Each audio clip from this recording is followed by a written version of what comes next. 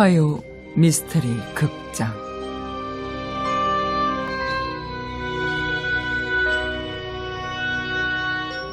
불로불사의 남자.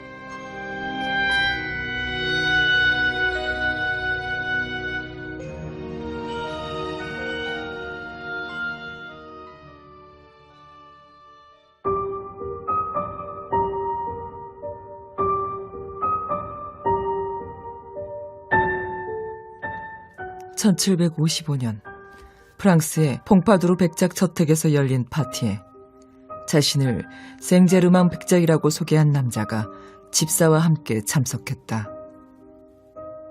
40대 초반으로 보이는 그는 테이블에 앉아 대화를 주도해 나가기 시작했다.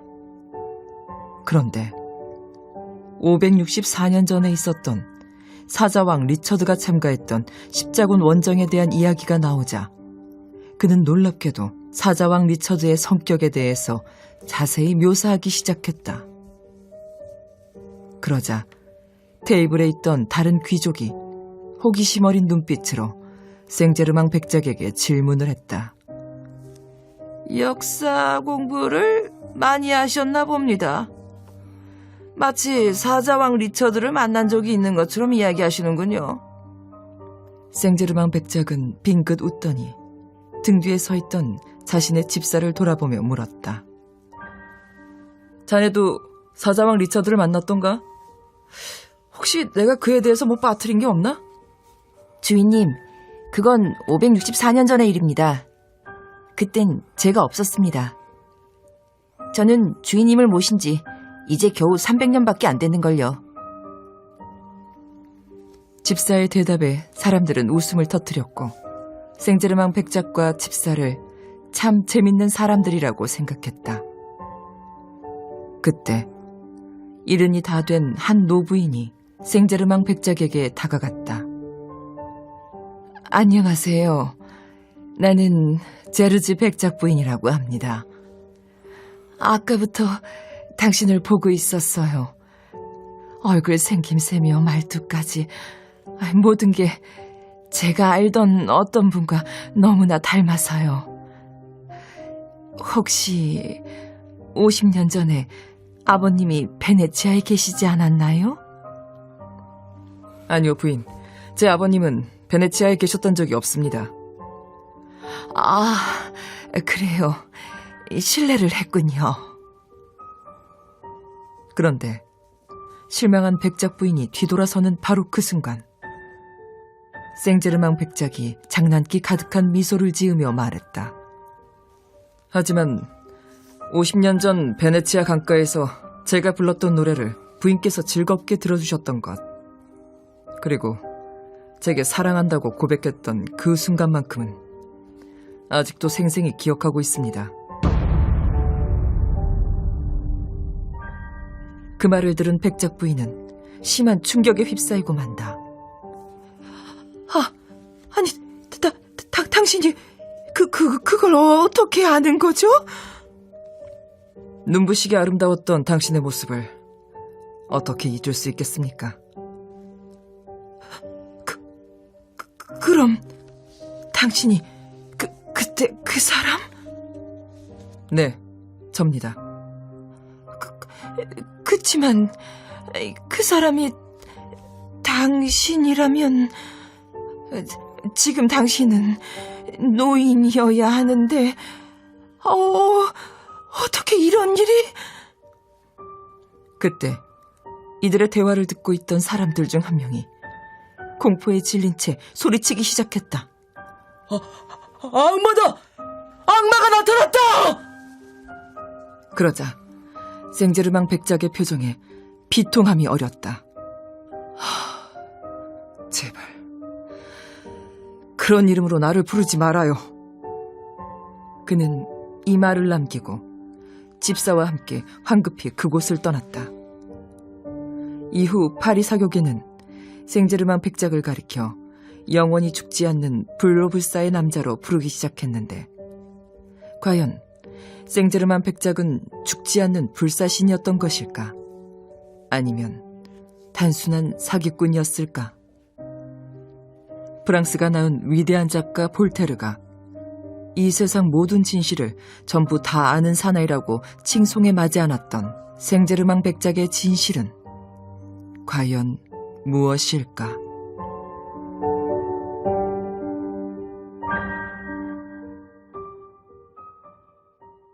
안녕하세요. 미스테리 전문가 프로페서 리입니다. 안녕하세요.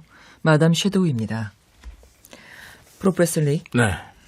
블러불사의 남자, 실제 기록에 있나요? 생제르망 백작에 대한 이야기는 실제적으로 당시 18세기의 프랑스와 유럽의 대문호들 작가들의 증언에서 많이 등장을 해요. 그리고 네. 그들의 생제르망 백작에 대한 이야기들을 기록적으로도 남겨놓은 부분들이 꽤 있고요. 앞서 우리가 얘기했습니다만 볼테르 같은 경우에 생제르망과의 그 교류를 가지면서 생제르망이 갖고 있는 지식에 놀랐고 그가 알고 있는 지식이 아까 말씀하신 것처럼 이 세상 모든 진실을 다 아는 것처럼 들렸다라고 이야기를 해요. 그리고 실질적으로 생제르망 백작은 프랑스 왕정 그리고 프로이센 왕정 등의 자문과 고문 역할을 해줄 정도로 외교에도 해박한 지식을 가지고 있었고 역사, 문화, 정치 모든 다방면에 굉장히 활약을 한 인물로 기록이 되어 있습니다. 지금 이 에피소드에도 나오지만 자신의 그런 비밀을 숨기지를 않았네요. 근데 생제르망 백작이 영원히 사는 남자, 죽지 않는 남자로 유명한 부분은 이렇게 본인의 에피소드, 본인의 과거에 있었던 소위 100년 전, 50년 전에 있었던 일들에 대해서 이야기하는데 주저함이 없다는 거예요. 그리고 생제르망 백작이 또 하나 많은 사람들에게 호기심의 대상이 됐던 것은 생제르망이 갖고 있는 놀라운 지식, 역사적인 지식 그리고 과거의 에피소드와 함께 생제르망이 상당한 부를 축적해 있었다는 거예요. 네. 생제르망이 갖고 있는 부가 상당히 가치가 높았다라고 평가를 받고 있는데 생제르망이 어떻게 이렇게 부자일 수 있을까 하는 이야기도 꽤 많거든요. 근데 생제르망 본인은 자신이 부자가 될 수 있었던 이유는 과거부터 네. 자기는 불을 축적해 여러 가지 유물들을 그냥 가지고 있을 뿐이고 그것이 시간이 지나면서 가치가 값어치가. 올라가고 쌓이고 그러면서 부가 계속 쌓여왔다. 네. 라고 이야기를 했다라고 하기도 하고요. 또 어떤 사람들은 생제르망 백작을 연금술사로 보는 사람이 있어요. 연금술사요. 네, 연금술사. 금을 만드는 사람들. 연금술사라고 하죠. 근데 이 생제르망 백작이 최상위 연금술사. 어떻게 보면 약간 마법사와 비슷한 느낌을 주는 최상위 연금술사. 악마의 연금술사였다라는 주장을 하고 있는 사람도 있습니다. 네. 그래서 죽지 않는다라고 하는데 생제르망은 현자의 돌이라고 불리는 일종의 연금술의 최고 비기를 소유하고 있었고 네.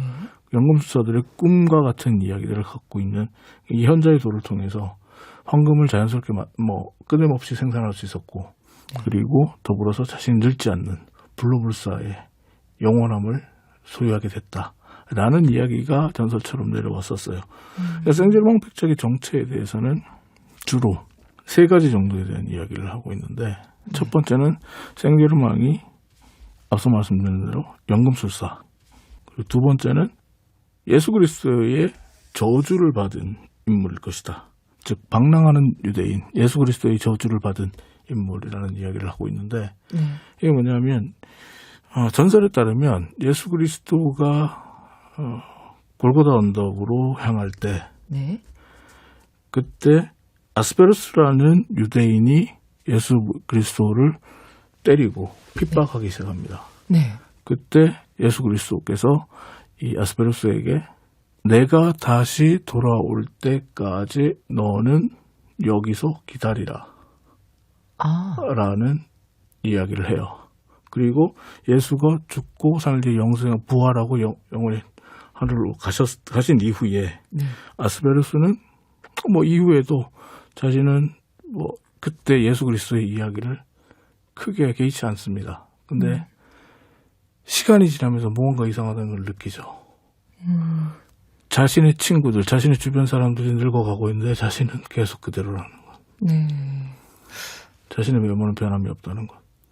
정말로 그럼 죽은 기록이 한 번도 없단 말씀이세요? 장례식을 치른 기록은 있습니다. 생제르망이 치른 기록이 있어요? 네, 생제르망 백작이 장례식을 치렀다고 얘기를 하는데 네. 문제는 생제르망의 장례식이 끝난 이후에도 생제르망을 목격했다는 이야기들이 끊임없이 나와요. 그리고 생제르망이 장례식은 허위였을 것이다라는 이야기가 있어요. 저는 약간 또 이 에피소드 중에 궁금했던 점이 집사조차도 네. 300년밖에 살지 않았다라는 얘기를 하는데 이 생제르망과 연관된 사람은 이렇게 오래 살 수 있는 건지. 그래서 이제 앞서 얘기했던 흑마술이라든지 연금술사로서의 생제르망이 영생을 누려왔기 때문에 네. 생제르망을 보좌하는 집사는 사실상 생제르망의 제자들일 것이다 라고 보는 거죠. 네. 근데 흑마술을 하면 영생을 살 수 있다? 일단 그 생제르망에 대해서는 이건 뭐 추측인 부분이 많습니다. 그러니까 현자의 도를 갖고 있고 네. 뭐 그 악마의 연금술사다. 그렇지 않으면 영원히 살 수가 없으니까라고 이야기를 하죠. 그런데 재밌는 것은 앞서 이야기를 했습니다만 그 세 가지 뭐 근거를 두는데 두 번째가 이제 방랑하는 유대인, 예수 그리스도의 저주를 받은 방랑하는 유대인이다라는 거고 세 번째 생제르망 백작이 죽지 않고 영원히 사는 비결에 대해서 최근에 어떻게 보면 20세기 이후에 이제 등장한 가설들이죠. 생제르망에 대해서 이제 이야기를 하기 시작했던 가설은 뭐냐면 시간 여행자일 것이다 라는 부분입니다. 네. 시간 여행자로서 생제르망이 삶을 살아왔기 때문에 거의 모든 시대에 등장을 했었고 거의 모든 시대에 등장하는 그 생제르망은 영원히 죽지 않는 것으로 인식이 된 것이 아닌가 어떻게 하는 보면 추측을 갖고 있죠.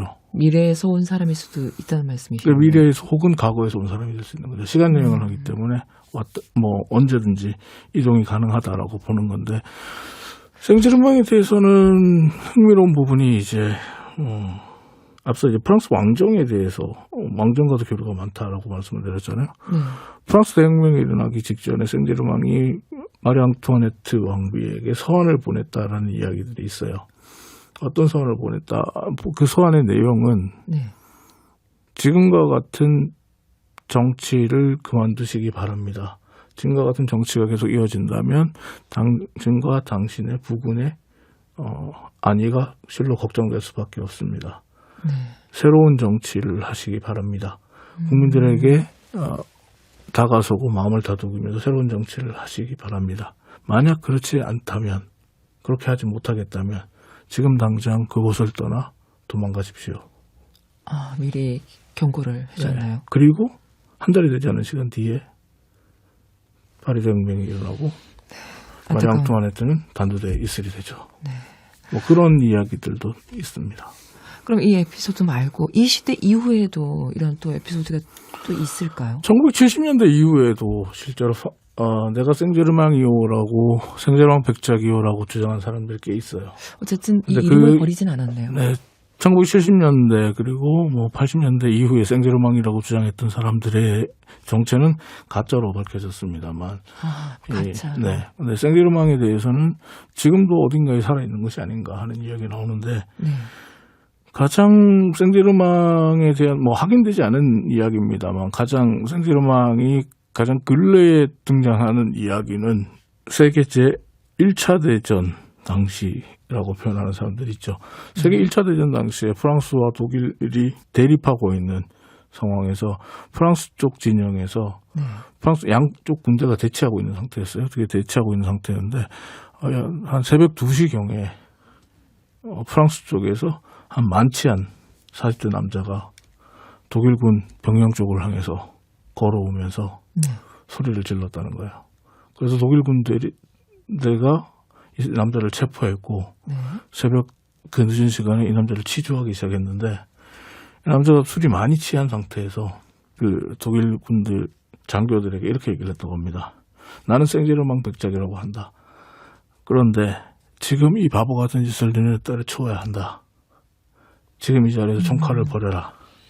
너희는 이 전쟁에서 진다. 라고 말을 했다고 해요. 근데 독일 군들이 들으니까 너무 터무니가 없는 거죠. 그리고 프랑스 쪽에 첩자나 혹은 뭐 프랑스인이라고 봤으니까 우리가 진다라고 주장을 하는구나라고 했는데 그 다음 이야기들은 더 놀랍습니다. 너희는 이번 전쟁에서 지게 되고 그리고 다음 전쟁을 또 치르게 된다. 다음 전쟁을 치르는데 그 사이에 너희들 같은 경우에서는 굉장히 혹독한 시간을 거칠 수밖에 없을 것이다. 그래서 그 시간을 이기지 못하고 또 한 번의 전쟁을 치르게 된다라고 했을 때 독일군 장교가 그렇게 묻습니다. 네가 미래를 그렇게 잘 안다면 내가 부자가 되는지 내가 돈을 많이 가지는지 안 가지는지 그거나 맞춰줘라고 이야기를 해요. 네. 그랬을 때 생제르맹 백작이라고 바뀐 이 남자는 그 장교에게 이렇게 대답했다고 합니다. 너는 부자가 된다. 하지만 큰 돈을 가지게 될 거다. 하지만 그 돈은 빵 한 조각 사기도 힘들 것이다. 소위 1차 대전 이후에 독일이 겪었던 초하이퍼 인플레이션을 이야기하는 거죠. 지금 말씀하신 세 가지의 그 흑마술로 영생을 이어갈 수 있었다. 또 그리고 예수 그리스도의 저주일 수도 있다. 또 시간 여행자일 수도 있다. 앞에 두 가지는 이제 전설로 내려오는 이야기죠. 네. 그 에피소드에서도 악마라고 불리는 걸 굉장히 싫어한다고 나와서 그러니까 흑마술로 영생보다는 또 예수 그리스도의 저주보다는 시간 여행자라는 말이 어떻게 보면은 조금 더 저한테는 설득이 되네요. 일단 생제르맹 백작에 대해서는 어떻게 보면 지금까지 기록적으로 남아있는 부분에 대해서도 이해가 안 되거든요. 생제르맹이 기록적으로 등장하는 시기가 거의 한 400년 가까이 돼요. 네. 기록에 등장하는 기록들만 봤을 때 기록적인 연대를 봤을 때 400년 가까이 되는데 문제는 인류가 정상적으로 수명을 누릴 때 네. 400년을 살아간 적은 없거든요. 그 누구도 400년 이상을 살 수는 없거든요. 근데 가능하지도 않을까요? 지금까지 인류의 최장수는 170세 이상이. 네, 저도 200살까지 네. 사셨다는 중국분 얘기를 알고 중국에서 있거든요. 215년인가요? 네. 200년 넘게 살았던 네. 인물이 있죠. 그래서 미국 뉴욕 타임즈에서도 이 인물에 대해서 이야기를 할 실제 정도로 근대까지 다를 사셨잖아요, 네. 그분이. 근데 그 중국 노인도 그 이야기를 들어보면 상당히 흥미롭습니다. 뉴욕 타임즈 기사를 보면요, 그렇게 돼 있어요. 그 노인이 그 마을에서 180세가 넘었을 때도 그 마을에서 가장 달리기가 빠른 사람이었다라고 기록이 돼 있고, 네. 그리고 당시 청나라 황실은 이 사람의 생일을 계속적으로 축하를 해줬었거든요. 네. 그리고 이 노인이 마지막 사망을 했을 때 기록이 하늘로 떠난 것처럼 보인다라고 돼 있어요. 그래서 이 노인에 대해서 신선이 아닌가. 어찌 본다면 흑마술, 예수 그리스도의 저주 모두 비슷한 맥락일 수 있어요. 네. 이 노인이 어떻게 사망했느냐, 그래서 장례를 치렀느냐 이런 부분에 대한 얘기는 없습니다. 그리고 오히려 그 노인의 집을 찾아갔더니 그 노인이 옷과 신발을 가지런히 벗어둔 채로 호련히 사라졌다라고 이야기가 돼 있어요. 그럼 두 가지 가설이 가능하죠. 이 노인이 지금도 살아있을 수 있거나, 네. 혹은 정말 신선이 되어 하늘로 갔었거나 라고. 중국 사람들은 후자를 얘기를 많이 합니다. 오래 산 것도 신기한데 돌아가시는 모습조차도 미스테리하네요. 네. 그래서 인류 역사상 봤을 때 200년 이상을 산 사람들은 실질적으로 그 사람들의 마지막 생애에 대해서 납득이 잘 가지 않는 부분들이 꽤 많죠. 그리고 정상적으로 봤을 때 200세 이상의 삶을 산다는 게 상당히 어렵고, 생제르맹 백작의 경우 왜 이 사람이 영생을 누리고 있다라고 판단을 하냐면, 앞서 에피소드에서 나왔지만 사자왕 리처드를 비롯해서 소위 말해서 유럽의 앞선 시대의 역사에 대해서 너무나 해박하고, 네. 그리고 심지어는 왕의 아버지에 대해서 이야기를 할 때 왕 스스로가 본인만이 알고 있는 이야기들을 자연스럽게 꺼낸다는 거예요. 그래서 혹자는 당대에서는 생제르맹을 사기꾼이라고도 이야기를 했습니다. 언변이 탁월한 사기꾼이라고. 네. 그럴 수도 있겠네요. 이야기를 했습니다. 그런데 생제르맹 백작에 기록적으로 봤을 때 400년 가까이 등장을 하면서 이 사람은 죽지 않는 남자, 영원히 사는 남자가 아닐까라는 이야기들이 퍼지기 시작했고, 지금도 유럽에서는 불로불사, 불멸의 남자라는 이름으로 불리고 있는 거죠. 네. 진슈양이 좀 빨리 이분을 알았더라면 참 좋았을 텐데. 실질적으로 많은 유럽의 권력자들이 생제르맹 백작과 관계를 밀접하게 가지고 가까이 했던 부분에서 그 이유도 있다고 얘기를 해요. 어떤? 한 국가의 왕이 된다면 네. 그 사람에게 궁극적으로 필요한 것은 영생이죠. 네. 돈도 필요가 없죠. 권력도 필요가 없죠. 여자, 뭐 주변 친구 다 필요 없거든요. 궁극적으로 그 사람들이 원하게 되는 건 영생입니다. 네. 늙지 않고 영원히 이 삶을 누리는 것. 그래서 영생의 비밀에 대해서 모든 왕 통치자들은 관심이 있어요. 유럽 역시 마찬가지였어요. 그런데 그 왕들에게 죽지 않는 남자가 있습니다. 늙지 않는 남자가 있습니다라는 소문이 퍼지는 거죠. 그 이야기가 왕의 귀에 들어가게 되고 왕은 그 사람을 만나기를 원하게 되고요. 네. 그래서 실제로 나폴레옹 3세 같은 경우에는 생제르맹 백작에 대해서 모든 기록과 연구를 하라고 학자들과 지금식으로 얘기를 한다면 테스크포스 팀을 꾸려요. 아, 나폴레옹조차도요? 나폴레옹 3세가. 아, 3세가. 네, 그래서 네. 생제르맹 백작에 대한 여러 가지 연구를 합니다. 그리고 생제르맹 백작에 대한 기록들, 여러 가지 체계적인 접근을 시도해요. 그럼 한 1년 반여 정도를 연구진들이 노력해서 생제르맹 백작에 대한 어떤 결론을 내주려고 합니다. 정말 뭐 늙지 않는 불로불사의 남자일 것인가 아닌가에 대한 결론을 내리려고 하는 즈음에 네. 프로이센 군대가 파리로 침략을 하게 되고 프로이센 군대가 침략한 이후에 이 연구소에 보관했던 생제르맹에 관련된 모든 자료가 불타 없어집니다. 근데 한 가지 흥미로운 것은 그 당시에 프로이센 황제와 생제르맹이 굉장히 가깝게 지냈던 사이라는 겁니다. 네. 그래서 혹시 생제르맹이 자신의 정체가 탄로나는 것을 우려해서 프로이센을 뒤에서 움직인 게 아닌가 하는 이야기도 전설처럼 전해지고 있고요. 저는 살짝 프로페서 리가 의심이 됩니다. 어떻게 이렇게 많은 지식들을 가지고 계실 수 있을까요? 생제르맹 백작에 대한 이야기는 실질적으로 지금도 기록이 상당히 많습니다. 그렇기 때문에 생제르맹 백작에 대해서는 여러분들이 한국에서 인터넷을 검색해 보시기보다는 이제 구글링이라고 하죠. 네. 그러니까 영어 자료들을 검색해 보시면 생제르맹 백작에 대한 여러 가지 재미있는 에피소드들을 접하실 수 있을 것이고요. 그 에피소드를 접하시다 보면 우리가 알지 못할 뿐 우리 주변에는 영원히 늙지 않고 영원히 사는 남자가 혹은 영원히 사는 여자가 내 주변에 나와 함께 같이 숨쉬고 살아갈 수 있다라는 생각도 한 번쯤 해보실 수 있게 될 겁니다. 네. 의심이 간다고 말씀드렸는데 안 받아주시는군요. 저희가 화요 미스테리 극장 앞으로 애정어린 댓글을 많이 달아주셔서 좀 소개를 해드리려고 합니다. 이쪽 저쪽님께서 방송 너무 좋아요. 시간 늘려주세요. 부탁드립니다. 아, 이거 저희 뜻대로 못합니다. 네. 이분 얘기는 아마 시간을 늘려달라는 게 다양한 에피소드를 많이 좀 다뤄달라는 이야기일 수도 있겠죠. 네. 노력하도록 하겠습니다. 네, 저희 마음대로 할 수 있는 부분은 아닙니다. 그리고 김용9 S님께서는 남유정 성우님 팬이시네요. 예, 쑥스러워서 제가 남유정 성우. 읽을까요? 예, 그래 주시면. 남유정 성우님 활약하시는 곳이라면 어디든 따라가는 팬입니다. 콘텐츠가 무척 흥미롭습니다. 오디오로 듣는 서프라이즈 그리고 어릴 적 봤던 토요 미스테리가 생각이 납니다. 저도 이 토요 미스터리 기억하거든요. 저도 기억합니다. 정말 재밌게 봤었는데. 네. 아, 근데 이제 토요 미스테리에 나왔던 여러 가지 에피소드들 지금도 좀 관심 있게 챙겨놓고 있는데 국내에 있었던 여러 가지 미스테리들 사건들 많잖아요. 그래서 가급적이면 이제 뭐 국내에 있었던 귀신에 대한 이야기, 뭐 설화에 대한 이야기 이런 것들도 한번 이 시간에 다뤄볼 수 있었으면 좋겠습니다. 굉장히 기대되네요. 네.